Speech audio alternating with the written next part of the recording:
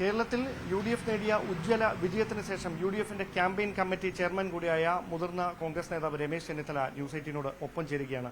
2019-ൽ ശബരിമല വിഷയമാണ് കോൺഗ്രസിന് വലിയ നേട്ടമുണ്ടാക്കിയത്, UDFനെ വിജയത്തിലേക്ക് നയിച്ചതെന്നായിരുന്നു പ്രചാരണം.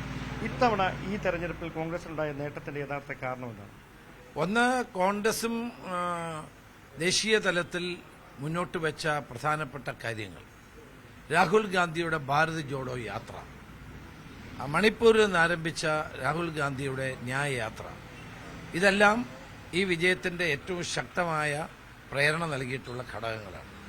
അതോടൊപ്പം തന്നെ കേന്ദ്രവും കേരളവും ഭരിക്കുന്ന ഗവൺമെന്റുകൾക്കെതിരെയുള്ള ജനങ്ങളുടെ അതിശക്തമായ വികാരം, ആ വികാരം വളരെ പ്രകടമായിരുന്നു.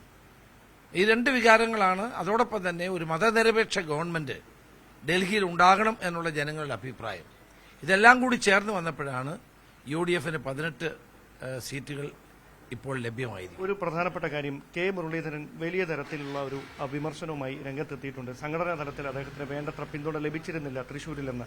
എന്താണ് യഥാർത്ഥത്തിൽ അദ്ദേഹത്തെ ബലിയാടാക്കുകയായിരുന്നു?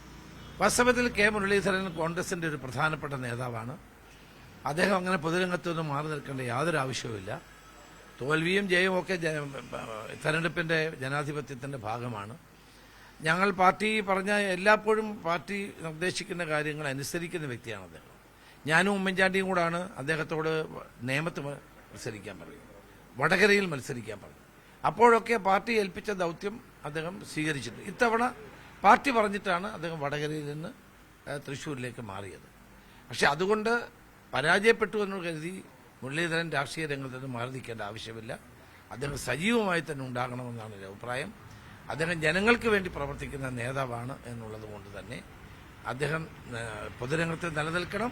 കോൺഗ്രസ് പാർട്ടിക്ക് അദ്ദേഹത്തിൽ പൂർണ്ണ വിശ്വാസമുണ്ട്. തെരഞ്ഞെടുപ്പിൽ എന്തുകൊണ്ട് 2 സീറ്റുകൾ പരാജയപ്പെട്ടതിന്റെ കാരണങ്ങളെപ്പറ്റി ഞങ്ങൾ പഠിക്കുന്നു. ഒരു കാര്യം കൂടി, നിയമസഭാ തെരഞ്ഞെടുപ്പിലേക്ക് എത്തുമ്പോൾ ഈ സംഘടനാ സംവിധാനവും മറ്റ് പ്രവർത്തനങ്ങൾ വെച്ചുകൊണ്ട് കോൺഗ്രസിന് ആ തെരഞ്ഞെടുപ്പിനെ നേരിടാൻ കഴിയുമെന്ന് കരുതുന്നുണ്ട്? അല്ല, അതെല്ലാം ഇനിയും പിന്നീട് പരിശോധിക്കേണ്ട കാര്യങ്ങളാണ്.